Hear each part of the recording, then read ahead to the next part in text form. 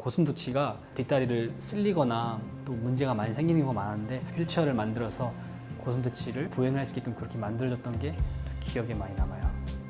안녕하세요. 패치MP 대표 김정현입니다. 저는 아프거나 장애가 있거나 몸이 불편한 아이들에게 보조기나 의족, 재활용품, 휠체어 등을 만들어주는 동물 재활공학사라고 합니다.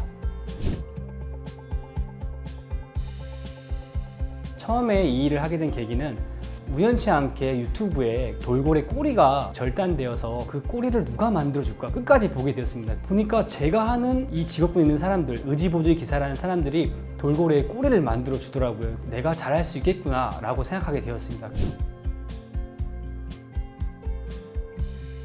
저 같은 경우에는 처음에 국내에서는 이런 일들을 하는 사람들이 없더라고요. 그래서 2년 동안 계속 메일을 보냈습니다. 그래서 저가 이 일을 하고 싶고 우리나라에서는 이런 장애동물이나 또 아프고 상처받은 이런 동물들이 많다라는 것들을 보냈는데 그 중에 한 업체가 배워볼 수 있게 해주겠다라고 해서 저희가 미국에 가서 이 일을 배우게 되었고 또 시작하게 되었습니다.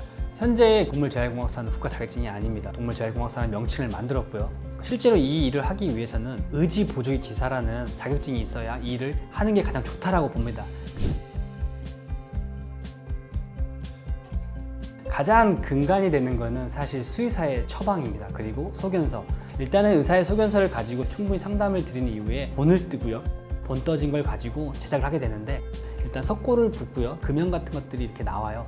그럼 금형에다가 플라스틱을 씌우고 그다음에 글라인딩을 하고 스트랩 이런 것들을 붙이고 아이의 다리에 맞게끔 제품을 완성하고 일주일 뒤에 그 강아지의 보조기를 채웁니다. 그 다음에 디테일한 교육이 들어갑니다. 어떻게 보조기를 착용해야 도움이 되는지, 언제 풀어주셔야 되는지, 문제가 생기면 어떻게 해줘야 되는지, 그 이후에 팔로우업이라는 게 있는데 2주에서 한 달 필요에 따라서 다시 오셔가지고 아이가 좋아하셨는지 또 문제는 없는지 확인하는 그런 과정을 거치게 됩니다. 세 가지 정도 나눌 수 있을 것 같은데요. 첫 번째는 의학적인 부분입니다. 의학적인 부분이 접목이 되지 않으면 예쁜 포장지밖에는 되지 않을 수 있는 그런 제품이에요. 두 번째는 강아지와 보호자와 저희와 이런 커넥션. 아이가 본을 뜨거나 치수를 잴 때 힘들어하지 않고 긴장하지 않는 그런 부분들이 가장 중요한 부분인 것 같아요. 그리고 세 번째는 잘 만들어진 제품을 보호자가 적절한 교육을 통해서 이 제품을 잘 쓰기 위한 그런 과정이 가장 중요한 부분이지 않나라고 생각합니다.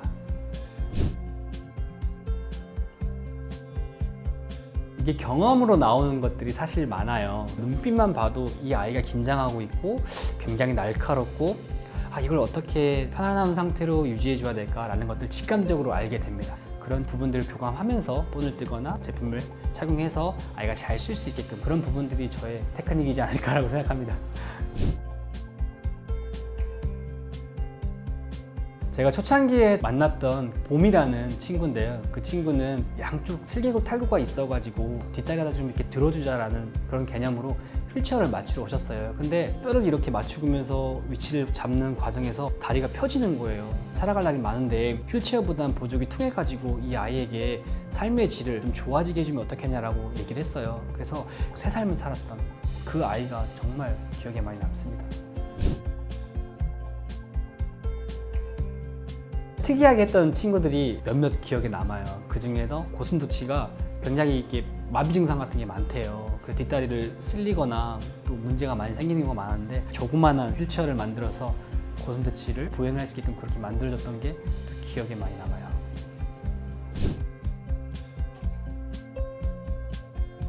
제가 사실은 3년 전쯤에 동물재활공학사 협회라는 걸 만들었어요. 이 동물재활공학 분야가 우리나라에서 이렇게 많이 좀 전파가 되고 동물들에게 치료적인 일들을 많이 했으면 좋겠다라는 생각을 해서 이 협회를 만들었는데요.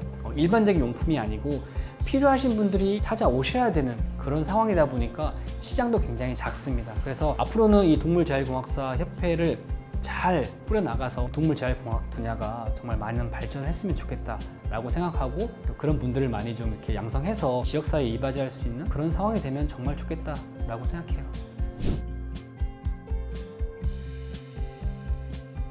일단 의학적인 지식을 습득하기 위해서는 의지보조기라는 전공이 있는데 이 전공을 접목하셔서 일을 시작하셨으면 좋겠다라고 생각하고요. 두 번째는 동물들을 사랑하는 마음, 이게 가장 중요한 전제가 돼야 되지 않을까 싶어요. 세 번째는 사람을 생각하고 공존할 수 있는 그런 마음들이 이 세 가지가 이루어져서 이 일들을 할 수 있었으면 좋겠다라고 생각해요.